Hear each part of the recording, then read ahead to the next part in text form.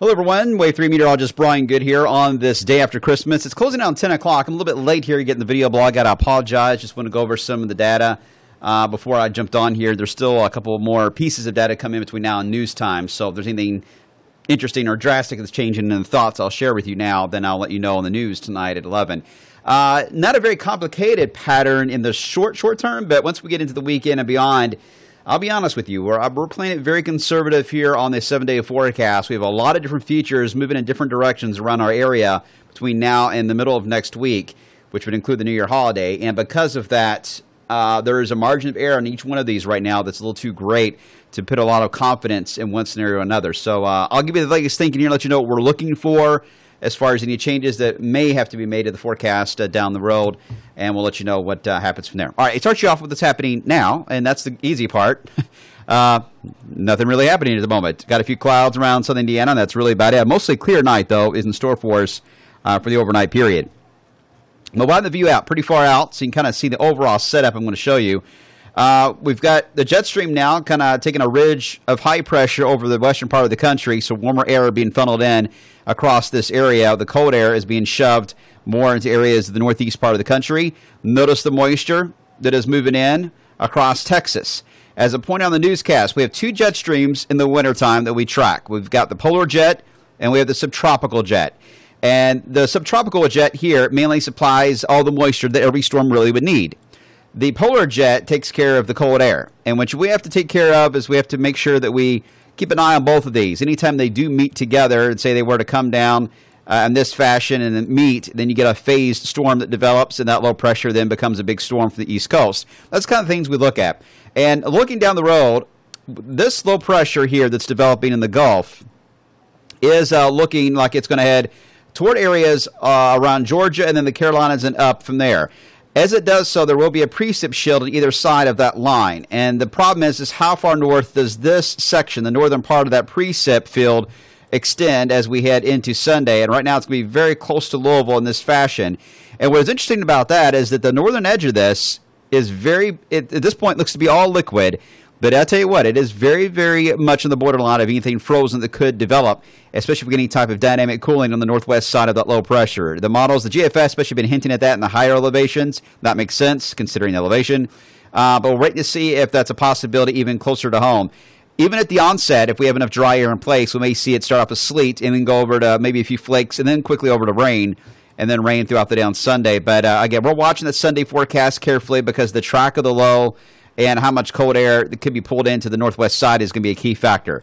When you see the news tonight, you're going to hear me talk about that, but mostly we're going to keep it as all rain for now until we get more data on this. We've got plenty of time. It's only Thursday night. At the same time, there's a cold front here that's attached to this polar jet stream branch here. It's going to dive down and come through the area Sunday night. I mean, it literally is going to be missing this storm system only by a few hours after it moves on by. My concern there is a couple of things. One, if we get rain from this, the roads will be wet. This front's going to come racing in, and we're going to see temperatures crash to the point where we could have some slick spots develop pretty quickly on Sunday night. Secondly, as this blast of cold air comes in, there will be some snow showers with it that'll kind of coat the area with a light dusting of snowfall, and maybe some convective snow showers potentially even as we get into early on Monday. So it's a two-punch system here. First punch will be on Sunday, and then this is going to come in Sunday night into Monday. And we'll have to watch both of these features very carefully because they're both going to be very different in how they're going to affect the area. Once this passes by the way, we will have a very active flow of several areas of low pressure kind of working their way through the country, and each one of those is going to have to be tracked carefully for light snow chances. It won't take much to get more, though, of a storm to develop if the pattern is ripe for it. So just kind of heads up there. Temperature-wise, look how cold it is across Canada and Alaska.